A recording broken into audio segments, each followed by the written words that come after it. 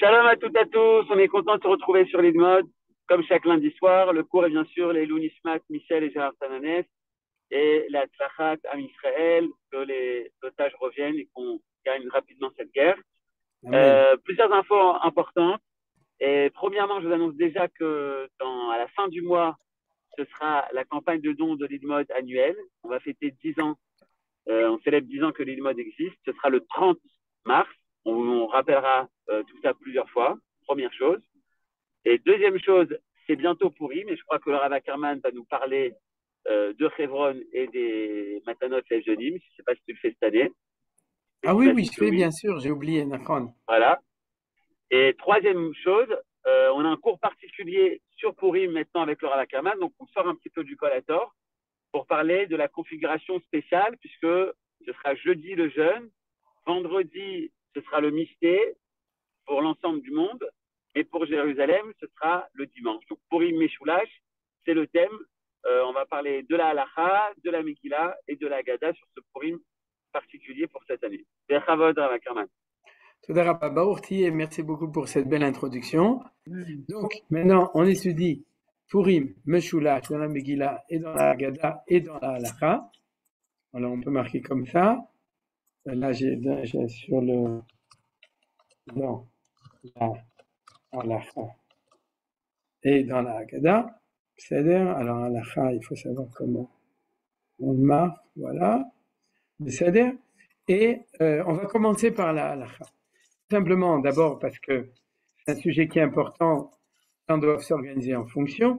Exemple, même si quelqu'un n'habite pas à Jérusalem, s'il passe le Shabbat prochain, c'est-à-dire c'est dans une semaine, à Jérusalem, il est tenu, comme vous savez, de faire Purim aussi comme Jérusalem, même si le vendredi, il se trouvait à Tel Aviv, à Natania ou à Paris. C'est-à-dire, si vous avez été en dehors de Jérusalem le vendredi, mais que vous passez Shabbat à Jérusalem, alors c'est où vous êtes Meshulash, vous devenez triangulaire. Alors, la halakha, elle est comme ça. C'est que c'est un Purim, comme l'a dit Johan, un tout petit peu exceptionnel pour les gens qui font le 15. Donc, appelons ça à Jérusalem, et bien entendu, ça concerne aussi les gens qui, en dehors de Jérusalem, font le 15 dans le pays d'Israël, au moins Misafek, comme Hebron, par exemple. Donc, Hebron, ils font les 2 jours. Ils font le 14 et le 15. Misafek, c'est la tradition d'achat depuis des centaines d'années, ainsi que Tzfat, Tferia et tout. Donc, et puis il y a d'autres endroits où je rentre pas du tout dans ces considérations. Mais en tout cas, parlons de Purim de Jérusalem, ce qu'on appelle Shushan Purim, c'est-à-dire le Purim de Jérusalem. Alors, la halacha, elle est comme ça. Shulchan Aruch Orachaim, Siman Tavresh Pechet, c'est-à-dire, et il dit comme ça. Je l'ai pas traduit en français, donc je lis en hébreu avec traduction. C'est un siman, c'est un tout petit paragraphe du Shulchan Aruch. Yom Tetvav Shechal Yot B'Shabbat. Lorsque le 15 de Hadar tombe Shabbat. Pourquoi on ne parle pas du cas où le 14 tombe Shabbat? Parce que depuis que le calendrier a été fixé il y a 1700 ans, c'est-à-dire et qu'on ne va pas selon les témoins, Purim, le 14 Nissan ne tombe jamais, le 14 Hadar, pardon, ne tombe jamais Shabbat. C'est-à-dire, il tombe le vendredi, donc du coup, Shushan Purim tombe Shabbat. C'est pour ça que pendant 2000 ans, la question dont parle le Shulchan Aruch n'était pratiquement pas en actualité. Rabbi Yosef Karo, qui habitait à Tzfat quand il a écrit le Shulchan Aruch, lui, faisait le 15 à Tzfat Misafek, c'est marqué dans les témoignages des rabbanim, et il avait beaucoup de copains, et lui sûrement faisait de temps en temps Purim à Jérusalem, donc il le faisait le 15 Bélisafek, c'est-à-dire que le 15 et pas le 14. Donc c'est pour ça que Rabbi Yosef Karo nous a mis cette halakha. Alors, comme vous voyez, il y a 3 halachot. Il y a les halachot. Pourquoi ça s'appelle Meshulash? Parce qu'on fait une partie des choses le vendredi, une partie des choses le Shabbat et une partie des choses le dimanche. Bichlal, c'est extraordinaire. Il y a 6 choses à Purim. Ouais, c'est ce qu'on appelle les 6 Purim. C'est-à-dire, il y a 6 choses qu'on fait. Et du coup, les Juifs du 14, ils font les 6 choses le jour de Purim, comme d'habitude. Mais les Juifs de Jérusalem, ils en font 2 le vendredi, 2 le Shabbat et 2 le dimanche. C'est ça qu'on va voir. Donc souvenez-vous, c'est très facile à souvenir.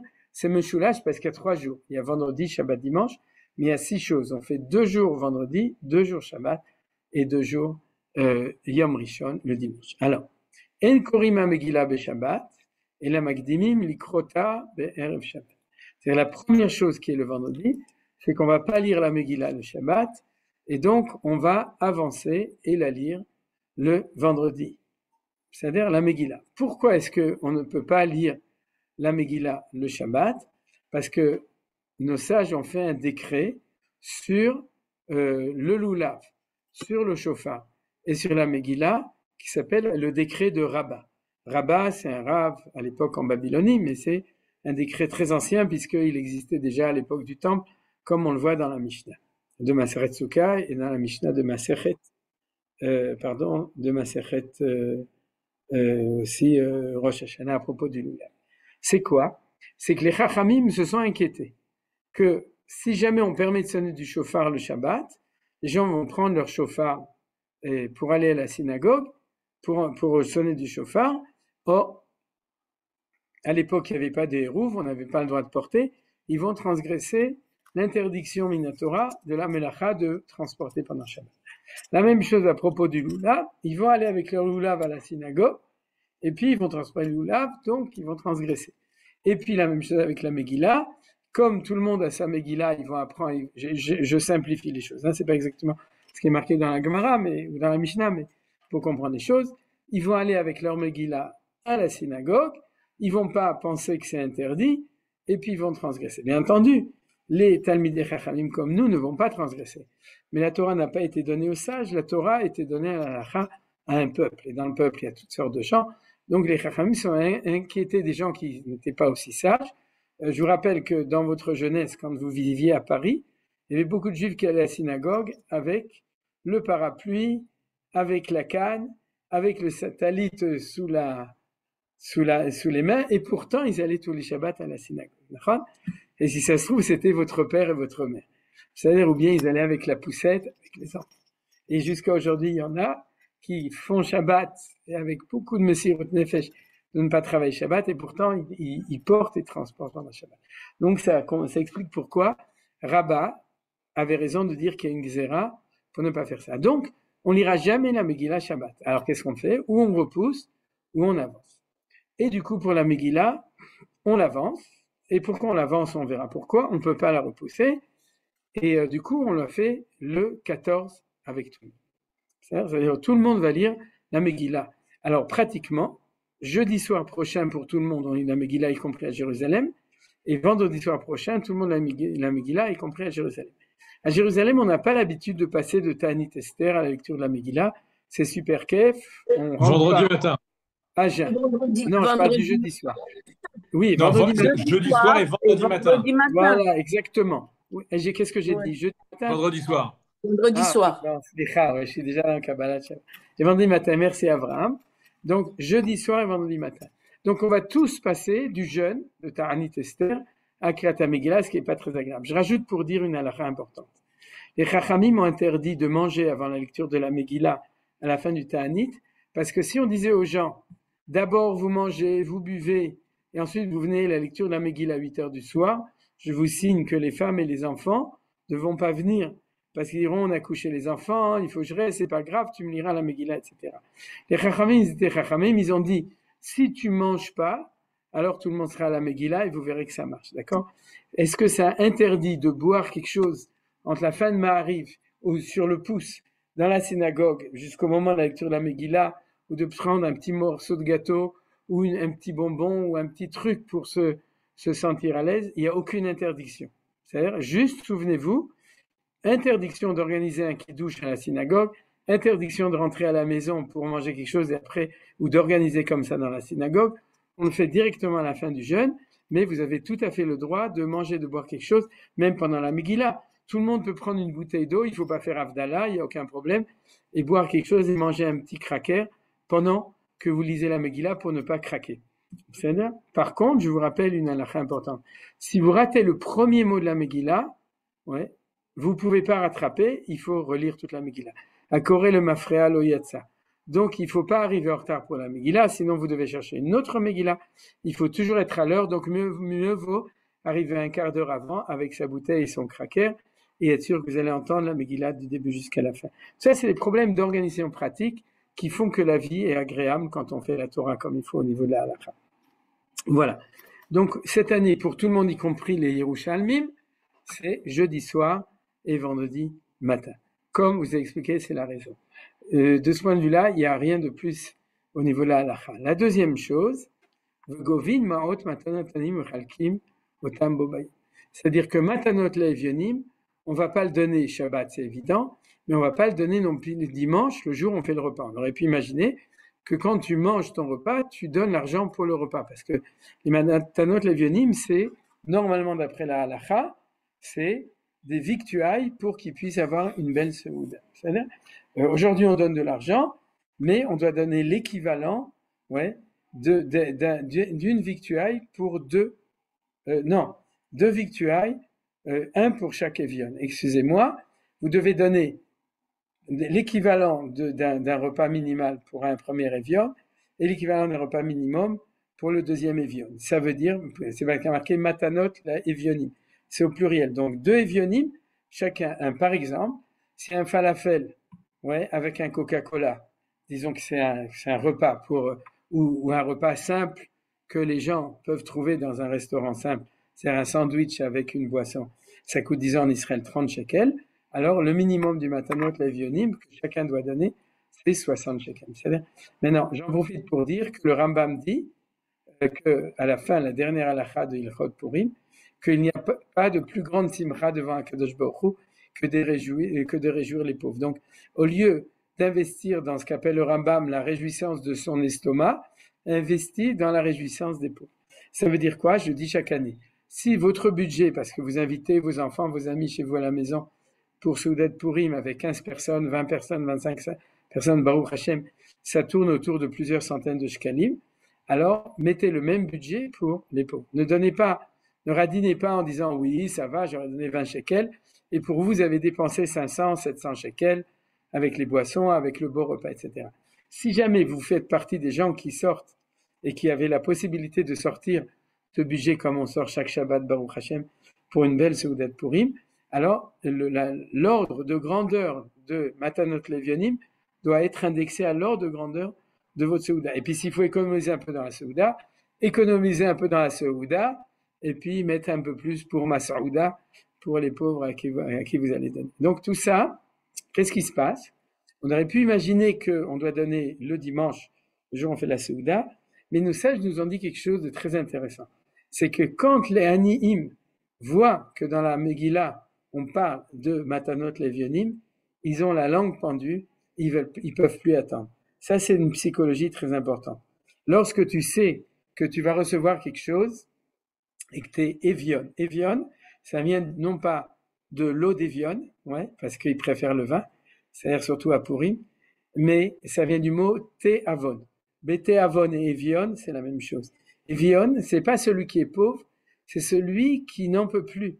C'est-à-dire qu'il a faim, et il a une, si vous voulez, il veut absolument, je veux dire, plusieurs niveaux. Il y a le Ani, le Evion, le Dal. C'est-à-dire, le Dal, c'est celui qui a que Dal. Et le Evion, c'est celui qui a une, si vous voulez, une volonté. En fait, il a un manque. Le Evion, c'est celui qui vit avec un manque de quelque chose. Celui qui voudrait se marier, il est Evion, qui va vraiment un manque. Celui qui a faim, dans le sens qu'il veut absolument, il passe devant une pâtisserie, il n'en veut plus. Alors ça, c'est un Evion. Alors, Matanot l'Evionim, nos sages nous ont dit que c'est dans la psychologie, quand ils savent qu'il y a le Megillah, ils ne peuvent pas attendre, donc les Chachamim nous ont obligés de donner aux pauvres le moment où, comme on lit la Megillah le vendredi, on est obligé de donner Matanot l'Evionim. Donc, 2 choses vont être le vendredi, Matanot l'Evionim et Kriyat Megillah. Alors, le jour du Shabbat, qu'est-ce qui peut déjà rester? On va lire par la fin. On va commencer par la fin. Ve'en osim Seudat Purim ad yom achar Shabbat. C'est-à-dire la Seudat Purim, on le fait le dimanche. Et du coup, il faut rajouter, c'est pas marqué dans le Shulchan Aruch, le Mishloach Manot Ishloreu. Pourquoi? Parce que le principe de Mishloach Manot, théorique, c'est de faire participer les autres à ta Seuda. Et regardez, j'ai préparé un super couscous boulette, je t'envoie une petite mana pour que tu goûtes de mon couscous boulette. Et moi, j'ai préparé de la sole, meunière, avec, avec des pommes de terre rôties, goûte ma sole meunière avec mes pommes de terre rôties. Ça, c'est le mishloach manot idéal. Aujourd'hui, ça se fait plus comme ça, mais une mana, c'est pas un paquet cadeau. Mana, c'est une ration de ce qu'on a préparé. Donc, mishloach manot. C'est-à-dire, on doit envoyer 2 manot à une personne. C'est-à-dire, non pas une mana à 2 personnes, comme la matanot levianim, et la mishloach echad, manot de 2 manot. Alors, aujourd'hui, on envoie n'importe quoi, mais en tout cas, on envoie toujours 2 choses à une personne en particulier. Comme c'est indexé au repas, alors c'est pour ça qu'il faut le faire le dimanche. Donc, le dimanche, puisqu'on fait le repas dimanche, alors on va faire mishloach manot aussi le dimanche. Qu'est-ce qui va nous rester pour le Shabbat? Des choses où il n'y a aucun problème de transport. C'est-à-dire, la Seuda, on ne peut pas faire Shabbat parce qu'il faut transporter les choses. Le mishloach manot, on ne peut pas. La Megillah, on ne peut pas. Matanot Levionim, c'est de l'argent, donc c'est évident qu'on ne peut pas. Il va nous rester les choses qui sont spirituelles, qui ne comportent pas un côté actif, mais un côté contemplatif. Alors c'est quoi? On va le lire. Uveyom Shabbat, Motzim Shne Sfarim. On lit 2 livres, on sort 2 livres de la Torah, Uvasheni, Korim, Vayavo, Amalek. On lit la lecture de la Torah de Purim. Comme le matin de Purim, pour ceux qui ne sont pas complètement bourris, Purim, complètement pourris, ils sont pas complètement, ils vont à la synagogue, y compris les femmes quand elles ont le courage de le faire. Non, elles sont obligées puisqu'elles doivent entendre la Megillah. Mais donc si elles arrivent assez tôt, elles entendent aussi la lecture de la Torah. Mais en tout cas, la lecture de la Torah de Purim, c'est dans Parashat Beshalach, c'est Vayavo Amalek. Quand Yoshua s'est battu, le peuple juif avec Yoshua se sont battus contre les Amalécites après le passage de la mer Rouge. Et ça, comme c'est une lecture de Torah, on n'a pas peur qu'on va amener un petit Sefer Torah pour le truc. Parce que les Rachamim n'ont jamais interdit de lire la Torah le Shabbat. Ils n'ont pas craint qu'on amènerait le Sefer Torah en dehors de la synagogue. Donc il dit, si tu rajoutes un Sefer, même si les gens disent pourquoi Sefer, on te dira parce que c'est Purim. Et donc du coup, ça va s'arranger. Et ensuite, on dit Alanissim. Alors ça, c'est un truc de fou. Parce qu'on va dire Alanissim, bien entendu, dans les 4 filotes de Shabbat. Kabal Erev Shabbat, Shacharit, Moussaf et Mincha, mais aussi dans tous les repas de Shabbat. Non, Alanissim, on le dit. Non, on ne dit pas Nissim dimanche. Non, non. Ah. Non. Alors ça fait bizarre, parce qu'on va faire la Soudat Purim dimanche, et on va pas dire Alanissim, et on va faire la Soudat Purim Shabbat, et on va dire Alanissim alors que c'est pas la Soudat Purim. Oui, c'est un petit peu bizarre, mais c'est comme ça. Comme Alanissim, c'est des paroles, et que les paroles, s'il n'y a pas de problème de Chilul Shabbat, donc tout le côté spirituel de Shabbat, c'est-à-dire prière, va être exprimé le Shabbat, et tout le côté actif va être le vendredi ou le dimanche. Vous avez compris comment ça se passe? Donc c'est pas difficile, il y a donc les 6 choses, c'est-à-dire qui sont là, qui vont être faits pendant ce moment-là. Maintenant, la remarque de Marlène, elle est tout à fait pertinente. En fait, la vérité, c'est que les Chachamim, ils ont trouvé ça un petit peu dommage de ne pas pouvoir dire à l'Anissim sur cette si belle Souda que tu vas préparer et à laquelle tu vas inviter tes amis, tes enfants, tes petits-enfants, et tu vas faire sûrement une bekara. Non, tu n'es pas un bon couscous, je ne sais pas ce que tu fais. C'est-à-dire, mais en tout cas, un bon repas de Souda de Purim. Alors, les Chachamim, ils ont dit, mais tu sais quoi? C'est bien de dire à l'Anissim, mais comme on n'a pas le droit de le dire là où on le dit à l'intérieur de la tfila ou de la Birkat Hamazon, parce que ça, c'est un truc institué par l'Anshek Neset, ils ont eu une très bonne idée. Tout le monde dit Arachaman, plein de Arachaman. Alors vous allez rajouter, si vous voulez, pas obligatoire, c'est un conseil de sage, c'est-à-dire des Chachamim de la Halacha, qui dit Arachaman ou Ya'aseh lanu nisim que Moshe asa lavotenu bayamim em b'zman hazeh bimei Mordechai ve'Esther, etc. Maintenant, cette manière de dire, si vous voulez, je vous le mets ici. Arachaman, c'est pas marqué dans le Shulchan Aruch, donc c'est une Arachaman. Non, je vais le mettre de l'autre côté, excusez-moi, juste. Et avec. Donc. Non, c'est le contraire. Arachaman.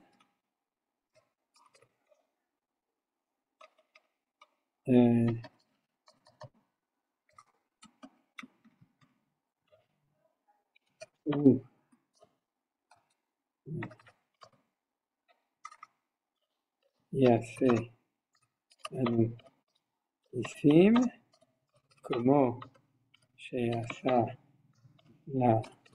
לאבותינו בימים הם בזמן הזה, בימי, etc. בסדר? Donc vous l'aurez là. Ça fait partie du Shulchan Aruch, alors je vais le marquer dans une autre écriture. C'est-à-dire, d'accord. Donc ça, c'est le Noussar que les Chachamim ont conseillé. Pourquoi c'est important que vous le connaissiez, si possible? Parce que si quelqu'un a oublié, que ce soit à Hanouka ou à Purim, dans le Birkat Hamazon ou dans la Hamida, le Harachaman, il peut toujours dire ça dans la Hamida, à la fin de la Hamida, quand on dit Elohai Netzor, ou dans le Birkat Hamazon, quand on dit les Harachaman, il peut toujours dire ça. Donc c'est bon à connaître. C'est-à-dire, et du coup, vous pouvez aussi le faire le dimanche à la fin de la Seouda de Purim de ce. Mais comme c'est pas marqué dans les sources antérieures, donc c'est tout à fait optionnel. Je vais rajouter encore 3 halakhot importantes qui sont pas marquées ici dans le Shulchan Aruch et qui vont compléter les choses. Pour vous signaler, en hébreu, le Rav Ovadia a écrit une tchouva où il donne en long et en large les halakhot de Purim Meshulash dans Yeshut Yechavedat et Kalef. Et le Rav Mordechai a écrit une petite brochure. Et dans tous les livres modernes, en gros, vous trouverez, en français, je sais pas combien, mais en hébreu, en tout cas, oui, facilement, des kuntrasim, c'est-à-dire des brochures qui ont été écrites, qui donnent les halachot, non pas comme moi en Kitsur, mais en large. En Kitsur, vous le trouverez partout, dans Pnei Halacha, sur le David Bochko, etc., dans tous les sifrei Halacha. Maintenant. Avec Arman? Ouais. J'ai bien compris donc le Harachaman, tu nous as dit que si un jour on a oublié dans la Mida ou dans le Birkat Hamazon, on a oublié le Halanissim, on peut faire le Harachaman, ça j'ai compris. Ouais. Mais pour nous, le dimanche, on ne fait pas de Halanissim. Tu conseilles à quel moment du Birkat Hamazon de placer le Harachaman? Quand tu commences le Harachamanim. Maintenant, pour les Ashkenazim, par exemple. Pas à la fin du Birkat, à l'endroit. Ouais, que tu peux le mettre là où tu veux, parce qu'un Harachaman, on peut mettre ce que tu veux dans les Harachaman. Par exemple, en ce moment, tout le monde rajoute en ce moment, j'ai Harachaman où Yachzir et Chatufeinu, Ishlach Refuach Lemachol Psuenu. Pas tous les jours, mais en tout cas, le Shabbat, je fais attention à le dire.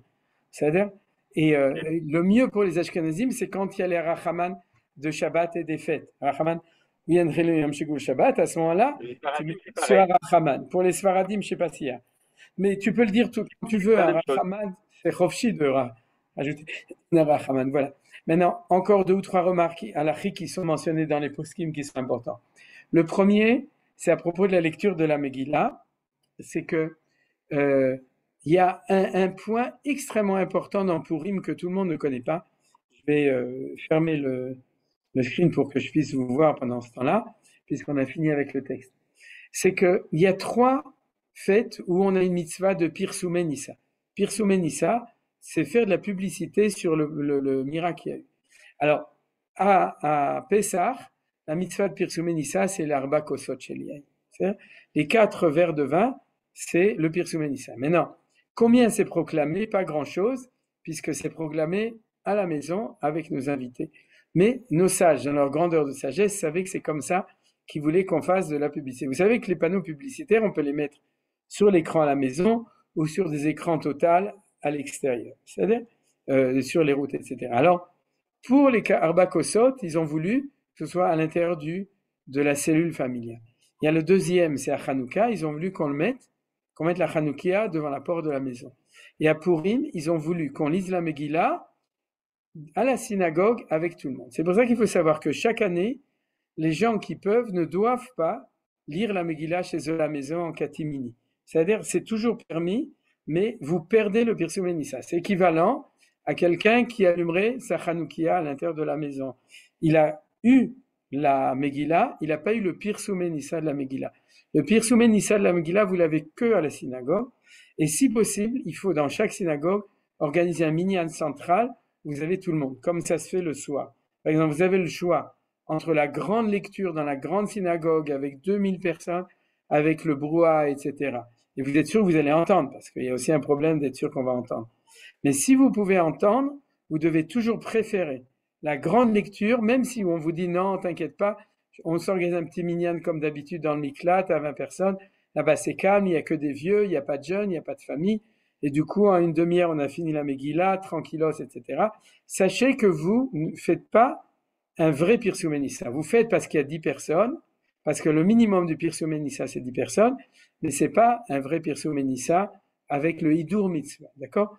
110 personnes, 100, S-A-N-S, 10 personnes, vous perdez le Pirsum Nissa. À partir de 10, vous avez, mais Berov Adrat Melech, il y a énormément, il y a au moins, j'ai compté 7 ou 8 seifim du Shulchan Aruch, dans le Shulchan Aruch Hilchot Megillah, qui sont des dérivés de cette halakha que je suis en train de vous dire.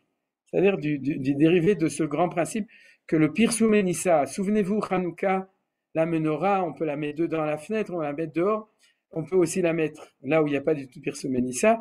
Le Pirsum Nissa de Purim, c'est la synagogue. Ouais, le Remez, l'air Knos et Kolaoudim, va rassembler tous les Juifs, et Knos, c'est la première fois qu'on a inventé le Bet Knesset. L'invention du Bet Knesset a été le jour où Esther Amalka a dit l'air Knos et Kolaoudim. Et c'est pour ça qu'une synagogue ne s'appelle pas une maison du bon Dieu, elle s'appelle une maison de Knesset, de rassemblement.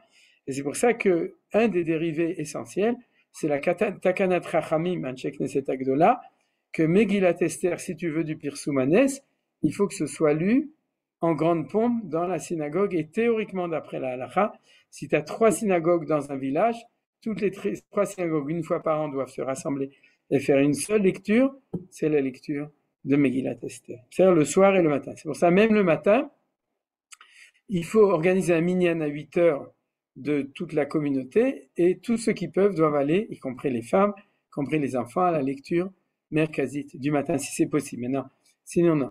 Derech Hagav, une halakha qui découle de ça, puisque les 10 personnes, c'est 10 personnes de Pirsum Haness, les femmes sont aussi cachées que les hommes pour les 10. C'est-à-dire, si vous faites une lecture avec 10 personnes, hommes et femmes ensemble, vous avez fait la mitzvah de Pirsum Haness.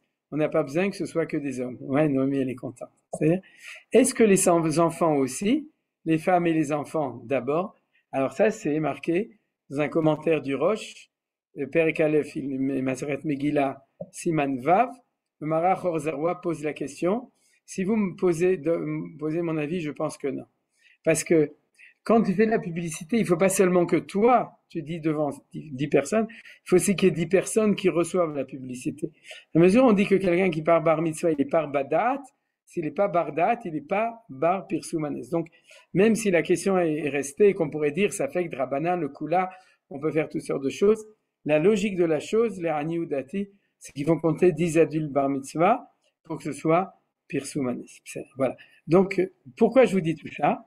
Parce qu'il y a une Gemara qui dit que quand on lit la Megillah en son temps, c'est moins important que ce soit avec Pirsum Haness, parce qu'il y a l'impact du fait que c'est en son temps. Quand c'est avancé, à ce moment-là, on est obligé que ce soit Be'asara. Alors, le cas classique dont tout le monde est d'accord dont on parle, c'est l'époque où dans les villages, on le lisait le 11, le 12 et le 13. C'est-à-dire c'était avancé, la première Mishnah de Megillah. Là, tout le monde est d'accord qu'ils étaient obligés d'avoir 10. Le cas de discussion des Chachamim, c'est quand à Jérusalem, on lit le vendredi. Certains disent qu'on est obligé d'avoir 10, d'autres disent qu'on n'est pas obligé. À la Chalema, si quelqu'un le lit à moins que 10, il pourra faire les brachot parce qu'il a quand même fait la mitzvah, mais c'est déconseillé. C'est-à-dire tous les gens qui ont l'habitude de faire une petite lecture chez eux à la maison, avec les copains, ben c'est sympa à 5 ou 6, et puis avec un bolpa à Corée.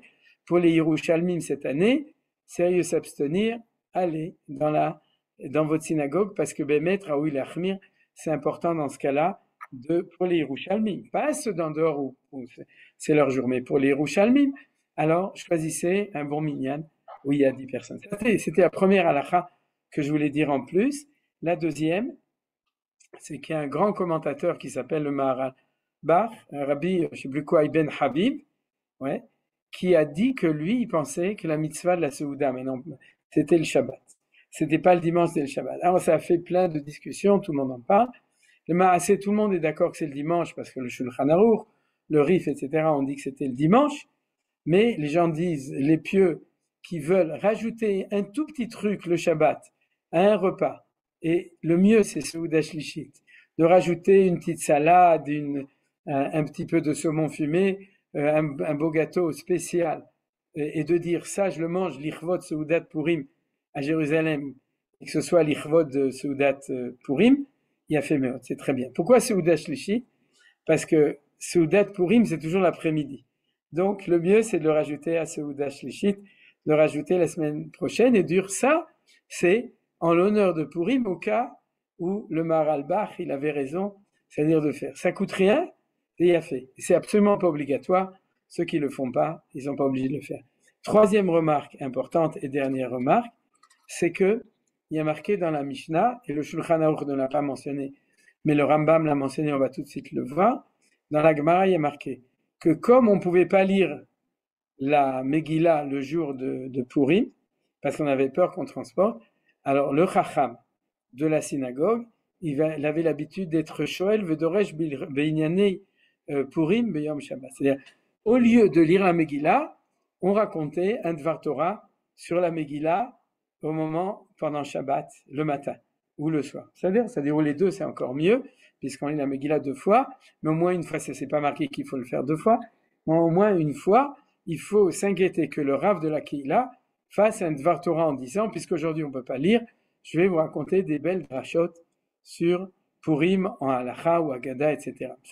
Mais ça, on ne parle pas du Dvar Torah à table, on parle d'une dracha, du Rav comme la dracha du Shabbat Agadol, Shoalim Vedorshim, la même expression, Ben Purim pour remplacer la lecture de la Megillah. Le Shulchan Aruch ne l'a pas marqué, mais tous les Chachamim sont d'accord qu'il faut le faire, puisque c'est la source de la Gemara et que le Rambam l'a dit. Est-ce que vous avez des questions? Parce que j'ai complètement terminé la phase halachique. Oui, Johan, Bechavod. Est-ce que tu peux dire un mot pour les gens qui ne sont pas à Jérusalem et donc qui vont faire le misté, donc le festin le vendredi, par rapport à l'entrée de Shabbat? Il y a plusieurs façons de faire. Très bien, Todarabah. Il ne faut pas être raciste pour tous les gens qui ne sont pas Yerushalmim. Très bien. Alors, c'est une très bonne question. C'est une question qui est très fréquente. Parce que souvent, où il y a Yerushalayim ou en dehors de Yerushalayim, ça tombe vendredi. Ça arrive les deux. C'est-à-dire, donc, c'est quelque chose qui est assez fréquent. Alors, c'est aussi une question importante. Il y a 2 options. L'option la plus normative qui est conseillée à tout le monde, c'est de faire la Seouda le vendredi matin. Alors, on ne peut pas faire la Seouda le vendredi après-midi. On ne peut pas commencer la Seouda après Hatzot Hayom. Pourquoi? Parce que ce serait, en fin de compte, faire une atteinte au Kavod Shabbat. Ça, c'est une halakha toute l'année. Ouais, c'est-à-dire, le minhag Tel Aviv, d'aller au café et de s'asseoir pour manger un bon repas à 2 heures de l'après-midi, ouais, l'Ichvod Yom Shishi, c'est un minhag qui est pasoul et qui est assour. À partir de Chatzot, on n'a pas le droit d'être kové à Seouda tous les Erev Shabbat et Erev Yom Tov pour ne pas rentrer dans le Shabbat ou le Yom Tov en étant rassasié. Et donc, du coup, on ne donne pas kavod à Seudat Shabbat ou Seudat Yom Tov. Donc, c'est la même chose pour le cas de Purim. Personne ne peut commencer la Seuda après. Il y a un autre aspect, c'est qu'en plus, tu vas te saouler, mais en plus, les Seudot chez les Juifs, ça dure longtemps. Et du coup, tu risques d'être pogéa mamash be Shabbat. C'est-à-dire d'être mechalel Shabbat parce que tu es sous et tu fais n'importe quoi, ou tout simplement de ne pas être prêt, de rentrer à la maison trop tard, d'arriver trop tard, etc. Donc, ça, c'est toutes les raisons pour lesquelles c'est complètement interdit de faire la Seuda en début d'après-midi. Donc, il faut commencer la Seuda le matin. À quelle heure le matin? Il ne faut pas être gvouli parce que, de nouveau, si vous commencez à midi, alors vous allez déborder. Shabbat est tôt maintenant. Shabbat rentre très tôt, vers 5h et quelques. Donc, le mieux, c'est de... Non, c'est-à-dire pas du tout. C'est-à-dire, vous allez à la Megillah et Rama Ben Berosho, il faut faire un petit déjeuner Purim, une Souda le matin. Ça veut dire, vous allez à la Megillah, par exemple, la Tfila à 8h, à 9h30, vous êtes sorti, et vous commencez à 10h moins le quart, 10h la Souda, à midi et demi, 1h, vous avez terminé 3 heures de Souda avec les retards, avec les enfants qui arrivent trop tard, avec ceux qui partent trop tôt, etc. Disons que le mieux, c'est entre 10h et 1h, c'est le top. Alors, les gens qui sont lève tôt, ils peuvent aussi aller prier au Netz à 6h du matin, écouter une belle Megillah et faire un super beau petit déjeuner qui sera Seudat Purim. Les Sfaradim n'aiment pas faire une Seuda halavite, ouais, sauf ceux qui viennent du nord de la Syrie. Les halabim, ils sont Sfaradim, mais ils sont un peu halabis sur les bords. Mais je connais des halabim, ils mangent aussi bassaré. Donc les Sfaradim ne vont pas être d'accord de faire une Souda Chalavit. C'est pas grave. On peut faire un repas Bassari à 10 heures du matin. Une fois par quelques années n'est pas coutume. Ouais, donc c'est tout à fait possible de faire un bon repas Bassari à 10 heures du matin.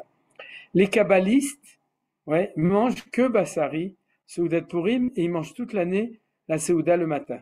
Ils font jamais la Souda l'après-midi. Hassidé Bethel, à Bethel, on fait un repas Bassari le matin. En plus, ils prient l'honnête, donc ils le font à 8 heures du matin.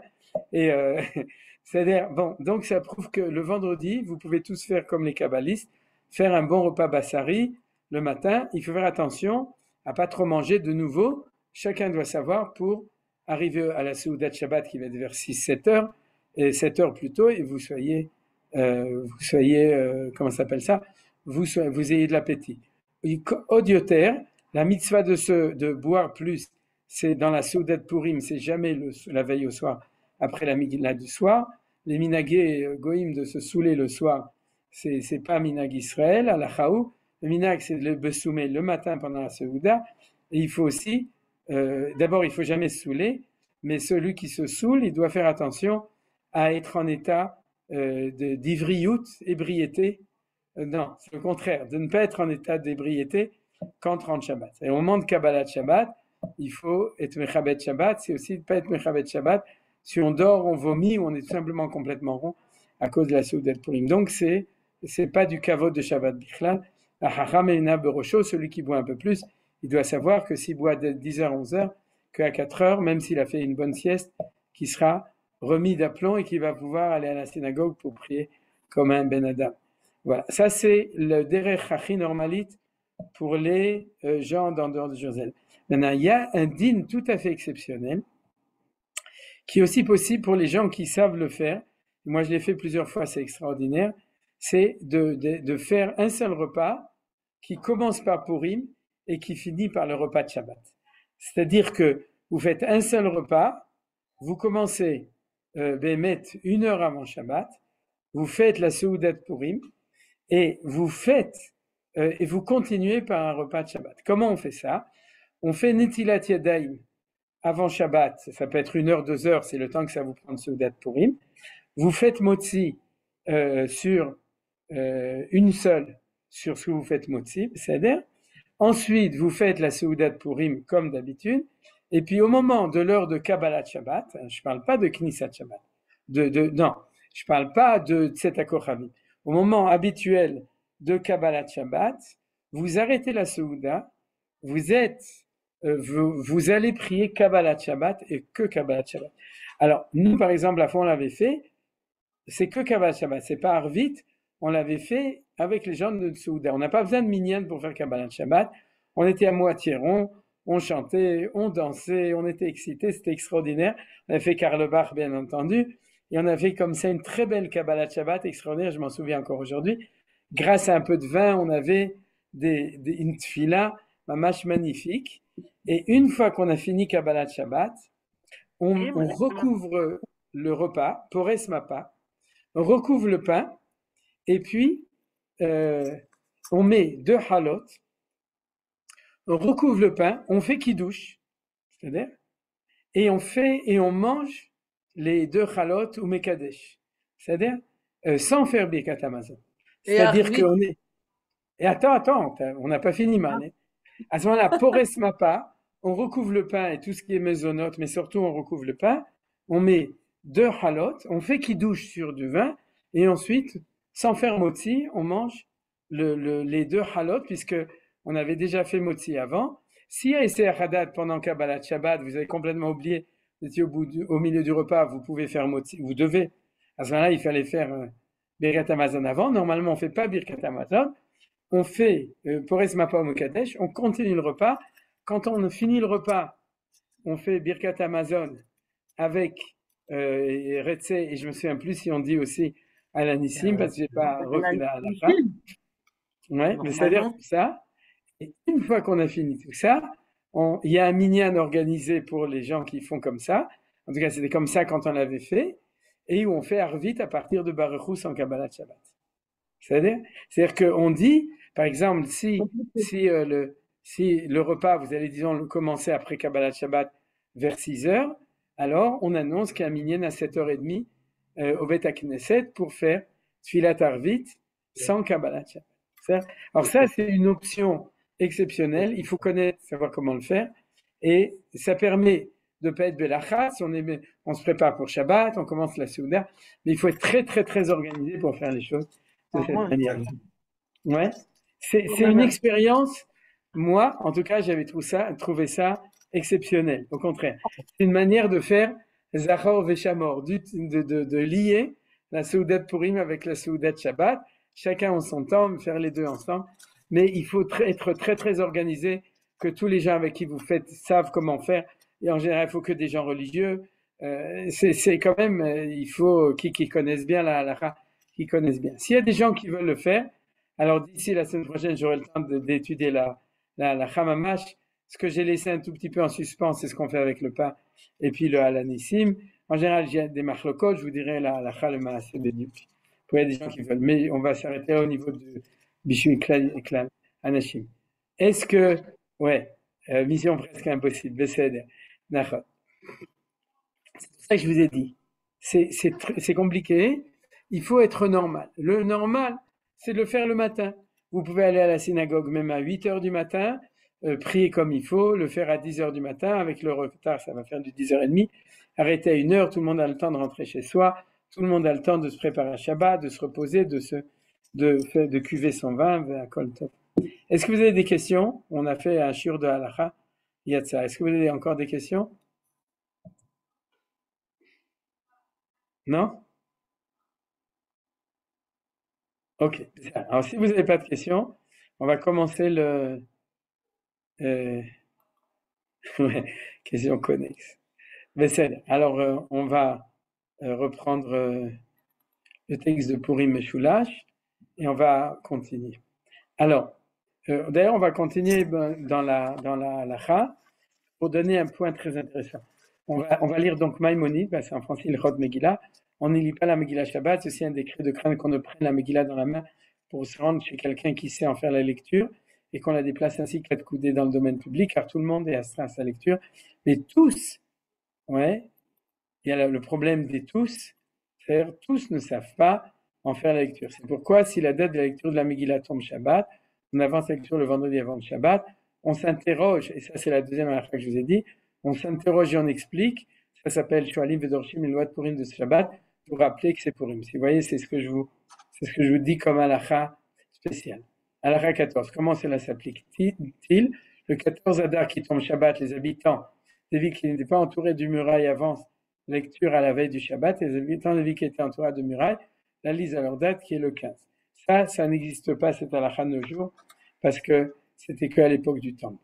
Par contre, si le 15 Adar tombe Shabbat, les citadins avancent, les citadins, c'est les hommes de Yerushalayim, avancent la lecture à la veille du Shabbat qui est le 14, et les habitants des villes qui n'étaient pas entourées d'une muraille, c'est-à-dire tous ceux qui sont pas à Jérusalem, lisent le jour qui est leur date, le 14. Et c'est la phrase que je voulais dire. Ainsi, dans ce dernier cas, tout le monde la lit le 14. C'est-à-dire que cette année, où on a tellement besoin de hardout dans Am Israël, sachez que on va avoir une hardout dans la halakha qui est absolument exceptionnelle,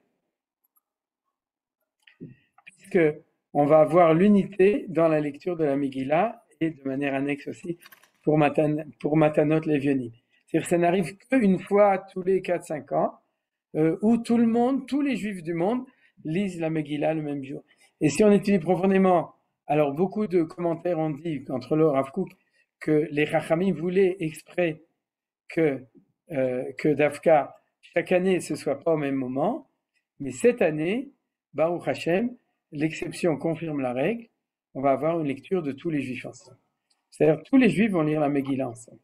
Alors, la référence, c'est exactement ce passouk que j'ai cité avant, c'est que quand Esther réussit à libérer tous les juifs comme lui demande Mordechai, elle sait qu'elle doit entrer chez Achashverosh.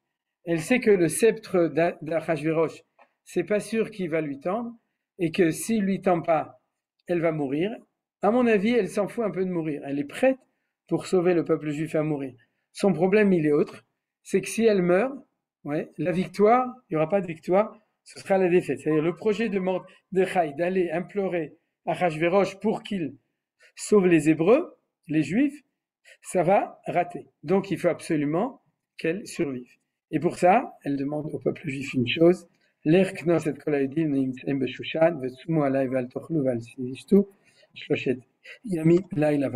que la condition que Esther va demander pour que son projet réussisse, c'est qu'il y ait 3 jours de jeûne. C'est-à-dire, et que au-delà du jeûne, ce que nous dit le Rav Kook dans Mahamar Areia, pour que ça réussisse au-delà du jeûne, c'est qu'il faut que rassembler tous les juifs. C'est pour ça, comme je vous ai dit, une des mitzvot essentielles va être le Pirsumanes Bet HaKnesset. C'est à cause de Passouk. Et nos sages nous expliquent d'ailleurs que Esther savait pourquoi elle faisait ça, parce que le Kitrouk de Haman, c'est-à-dire que la parole, on pourrait dire la parole fatale de Haman quand il s'adresse à Achashverosh, il s'adresse aussi au ciel, il émet 4 règles. C'est-à-dire il élève le problème qu'il y a sur les Juifs et il dit Yeshno Amechad, Mefuzar ou Mefurad. C'est-à-dire qu'il dit c'est un peuple qui est dispersé dans toutes les nations, c'est-à-dire qui ne veut pas revenir en Israël, et deuxièmement Mefurad, qui sont séparés. Afrada Beresh, Péroud, c'est-à-dire que ce peuple-là, il s'engueule toute la journée, ils sont chacun de son côté, chacun sa congrégation et sa communauté. Esther comprend que c'est ça l'essentiel du Kitroug, c'est-à-dire dans le ciel, c'est ça qui fait qu'il y a eu le décret de Haman, et donc elle dit la seule solution c'est Knos et Kol HaYehudim, de rassembler tous les Juifs. Donc cette année il faut penser à ça, il faut penser au Péroud qu'on a eu, c'est-à-dire la veille, avant le Simchat Torah il y a 1 an et demi, et actuellement aussi nos problèmes de Péroud qu'on a, et on a 2 problèmes. On a les Mefouzarim, tous les Juifs qui ne sont pas en Eretz Israël, eux ils se disputent pas, tout simplement parce qu'en effet, chacun a sa congrégation de son côté. Ils ne prient pas dans la congrégation de l'autre, d'abord ils ne les connaissent pas parce qu'ils habitent dans d'autres pays et dans d'autres villes. En Eretz Israël, on est tous rassemblés, notre problème, c'est qu'on est tous dans la même cocotte, et que donc du coup, on a la Machloket, le Péroud. Et donc, il faut se dire qu'Akadosh Baruch Hu nous a commandé cette année quelque chose d'extraordinaire, c'est qu'on va tous lire la Megillah le même jour. Alors ça, c'est un grand Pirsum Elissa. Il faut y penser. Je vais à la synagogue en me disant que cette année, spécialement, tous les Juifs lisent la Megillah et que c'est un grand tikkun de l'ère Knos et Kol HaYehudim. Mais sans aucun doute, le Rambam, lorsqu'il a rajouté cette phrase qui n'est pas marquée dans les sources de Chazal, c'est lui qui l'a dit. Ainsi, dans ce dernier cas, tout le monde lit le 14. C'est à ça qu'il pensait. C'est que tous les Juifs, ils étaient ensemble. Donc, on a une année exceptionnelle de ce point de vue-là. Et c'est là-dessus qu'on arrête le Shiur. Alors, si vous voulez, non. On va terminer avec encore une ligne. C'est que on a un problème, si vous voulez, avec la halakha. Et on va rester sur le problème. Et Bezrat Hashem, la semaine prochaine, je donnerai la réponse. Il y a un verset dans la Megillah, chapitre 9, 27, qui est commenté par les Chachamim dans Masechet Megillah, premier chapitre qui dit comme ça. Kimu vekiblu hayehudim alehem valzaram al kol hanilvim alehem velo ya'avor liot osim et shnei yamim haele kirtavam vekizmanam bekol shana veshana. C'est-à-dire, ça c'est une phrase qui est très connue à propos du Kimu vekiblu, c'est-à-dire que les Juifs ont pris sur eux, ont accepté, et c'est ça qui a fait le tikkun du problème de Kafalem et Arkegigit, ce qu'il y a eu au moment du Mahamad Har Sinaï, où Dieu nous a imposé, et c'est à propos, à un moment de Purim qu'on a disposé, ça c'est les deux premiers versets de ce célèbre, les 2 premiers mots de ce célèbre verset. Donc les Juifs, Alem Valzaram, Valkol Anilvim Alem. C'est-à-dire que les Juifs ont pris sur eux pour toutes les générations de Juifs et de futurs convertis, Nilvim Alem. C'est-à-dire que tous les Juifs à partir de là ils ont pris sur eux pour toutes les générations. Ça c'est ce qu'on appelle la décision fondamentale d'instaurer la Torah orale, c'est-à-dire qu'on se gère, c'est-à-dire Velo Ya'avor, et qu'il n'y aura jamais, ce sera jamais transgressé, Ya'avor milachon Avera, ce sera jamais transgressé, de faire ces 2 jours, Kirtavam ou Kizmanam, comme c'est marqué dans la Megillah, et dans leur temps, donc les 2 jours, c'est le 14 et le 15, Bechol Shana Veshana, chaque année. C'est-à-dire, ça c'est un passage très important, c'est le passage qui établit 2 choses. Premièrement, qu'on est obligé de faire Purim parce qu'il y a eu un Vox Populis extraordinaire cette année-là pour toutes nos générations. Et deuxièmement, c'est aussi la source pour laquelle on dit que même à l'époque où toutes les fêtes seront annulées un jour, Purim ne sera jamais annulé parce qu'il y a marqué Velo Yavo. Et pour toutes les générations, il y a un autre passouk Velo Yassouf Mizaram plus tard, un autre passouk, mais c'est dire que Ilou, le peuple juif avait décidé que Purim, c'est immuable. Ce sera toujours, et c'est la raison pour laquelle on dit qu'il y aura toujours Purim. Vous connaissez, il y a des shurim dessus. Mais non, ça c'est le pshat du passouk. Il y a un drage de Chachamim qui disent que Velo Ya'avor liot osim et shnei hayamim hael. Il faut lire autrement. On fera ces 2 jours, mais pas plus tard. C'est-à-dire qu'on ne doit pas passer le 15 Adar. C'est-à-dire qu'on peut avancer la date de la lecture de la Megillah. Par exemple, il y a une halakha que quelqu'un qui sait qu'il ne pourra pas être à Purim là où il est, pour entendre, et que par exemple il ne pourra pas parce qu'il sera en Milouim à la guerre et qu'il n'aura même pas le temps de lire ou qu'il n'y aura pas de Megillah et qu'il ne connaît pas, il a le droit de lire la Megillah sans bracha pour faire la mitzvah depuis le 1er Adar jusqu'au 15 Adar. C'est-à-dire que quelqu'un qui sait qu'il n'aura pas de Megillah, qui ne pourra pas, depuis le 1er Adar, il a le droit, il a même l'obligation et l'opportunité de faire la mitzvah de Kriyat Megillah. De plus, on a vu qu'on pouvait toujours avancer. Mais on n'a jamais le droit de reculer au-delà du 15. Et c'est la raison pour laquelle le Purim Meshulash, vous vous demandiez, mais si je peux faire le repas le 16, pourquoi je ne devrais pas lire la Megillah le 16 pour garder la spécificité des Yerushalmim, pour qu'ils ne le fassent pas, qu'il n'y ait pas un Meurav Yerushalmi avec les autres. C'est-à-dire que chacun garde, et la Gemara en parle de ça, de garder la spécificité. La raison pour laquelle on ne peut pas le faire, c'est à cause de ces 2 mots, Velo Ya'avor. On ne peut jamais passer le 15 Adar. Ouais, c'est une halakha. Jamais on ne fera Purim après le 15 Adar. Tu peux avancer, tu ne peux pas repousser. Voilà. Ça, c'est ce qui est marqué dans la Megillah et qui est marqué dans la Gemara et dans la halakha aussi. Alors du coup, grand problème, ouais, comment ça se fait qu'on a un Yerushalmi qui nous dit que dans le cas où Purim tombe un Shabbat, la Seuda, on va le faire le 16. C'est-à-dire, il y a quelque chose qui déraille complètement. On aurait dû faire la Seuda le 14, comme tout le monde, vous comprenez? Puisqu'on n'a pas le droit de dépasser. Donc, normalement, ça n'aurait pas dû être un Purim Meshulash, mais un Purim Meshuné, c'est-à-dire 2, ouais, c'est le tout Be'ada, ouais, c'est-à-dire tout ce qu'on n'a pas le droit de faire Shabbat, on le fait le vendredi comme tout le monde, comme le cas de la Kriyat Megillah et de Matanot Levenim, et puisqu'on peut faire Shabbat, on fait Shabbat 4 vendredis et un truc. Or, on a un Yerushalmi, et je termine comme ça, Yerushalmi Megillah Perek Aleph Halakha Dalet. Seudat Rosh Chodesh, ça c'est un autre problème, quand on annonçait le Rosh Chodesh à l'époque du Temple, alors les Chachamim qui annonçaient faisaient une grande réception pour annoncer Rosh Chodesh, ou Seudat Purim, et le repas de Purim, Me'achrim velo me'akdimim, on le retarde et on l'avance pas. C'est-à-dire que si il faut le déplacer, contrairement à la lecture où on avance, là est marqué Me'achrim, on doit le repousser. Rabbi Zeira, je continue, c'est l'Yerushalmi, Rabbi Zeira Ba'akumi Rabbi Abaou a demandé à Rabbi Obaou, ils avaient un rav, à l'époque ils appelaient Rabbi Abaou, V'yasu otam beShabbat. Pourquoi le jour où tu dois déplacer, c'est le jour du Shabbat, ce soit pour Rosh Chodesh, les Seudot, ou pour Purim, pourquoi ne pas le faire Shabbat? Vous avez compris? C'est-à-dire sa question, c'est qui t'empêche de faire le repas de Shabbat et de faire un repas où tu dis l'Ichvot Shabbat et l'Ichvot Purim? Ouais. Amarlo, il lui a répondu La asot otam, j'ai marqué tout le pasuk.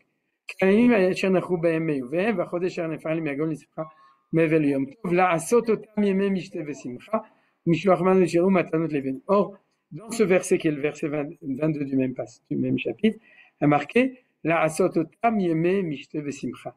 Il faut les faire des jours de mishte vesimcha. Et chez simchatot tluya bevedin, yatzeh chez simchatot tluya bidei shamayim.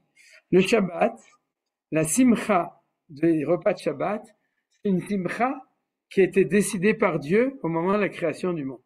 C'est-à-dire, c'est Shabbat, c'est marqué dans la Sirah Psachim, Kvia Vekaima, c'est pas les sages qui décident la date du Shabbat, c'est tous les samedis, que ça te dise ou que ça te dise pas, tu peux pas dire samedi rien, c'est-à-dire tu es obligé de faire le Shabbat le samedi. Donc, c'est Machenikrat Taloui Bidei Shamayim. C'est un décret divin. Or, comme Purim, c'est l'essence même d'une fête qui a été décidée par nous, c'est-à-dire qu'on appelle par le réveil d'en bas et pas par le réveil d'en haut, c'est la notion de la asot otam. La asot, c'est l'homme qui fait. Comme on étudie avec Asher Ben Yosef qui est taruta de l'etata, kol asher ose shem atzliach yado, il y a un code secret. Quand il y a marqué la asot mishte besimcha, nous disent les chachamim, tu peux pas le faire, le jour du Shabbat parce que c'est mélangé une simcha du ciel et une simcha humaine. Donc tu dois le faire les sheshet yemei hamaaseh, les jours qui sont dans le domaine de l'action humaine, et c'est pour ça qu'on le repousse. Le problème, c'est que cette Gemara répond pourquoi on ne peut pas le faire le Shabbat, mais elle ne répond pas pourquoi on ne peut pas le faire le vendredi. Et tous les Chachamim posent cette question. Comment est-ce possible que la Gemara dit clairement Me'acherim, c'est-à-dire que tu dois le repousser, et pourquoi elle dit pas Magdimim, alors que d'après l'autre verset, on n'a rien le droit de faire le 16, pardon, vous avez compris? Donc pour terminer le cours, notre Purim Meshulash, c'est quelque chose d'incroyable, c'est que un Shabbat va s'éclater, on va recevoir une partie le Shabbat, une partie avant Shabbat, une partie après Shabbat. Et ce qui est après Shabbat, c'est le repas du Shabbat, et le repas du Shabbat, non, le repas de Purim, pardon, c'est le repas de Purim avec ce qui va avec lui, son annexe, les Mishloach Manot, c'est-à-dire, ça, on le fait le dimanche à cause de ce Yerushalmi qui dit qu'on doit retarder, mais ce Yerushalmi va à l'encontre de cet interdit de dépasser le 15. Alors la semaine prochaine, Bezrat Hashem, c'est le cours de Megillah et de Marshava, et si on n'a pas le temps de le finir, on le finira le mercredi de la semaine prochaine, c'est-à-dire ce sera à la veille de Ta'anit Esther, et donc Bezrat Hashem, on va avoir une idée qui est valable, comme je dis, pour tout le monde, un développement qui va montrer, à mon sens, une très belle idée sur la raison pour laquelle tout d'un coup, le 16 devient kasher et qu'on a un éclatement en 3 jours de Purim. Voilà. Alors, si vous voulez vous éclater avec nous, c'est-à-dire vous nous suivez la semaine prochaine. Merci d'avoir visionné cette vidéo. Je vous invite à vous abonner à notre chaîne IlMod pour plus de replays, de conférences, de cours, d'interviews. Cliquez sur le bouton juste ici et vous êtes abonné à l'IlMod. À très bientôt.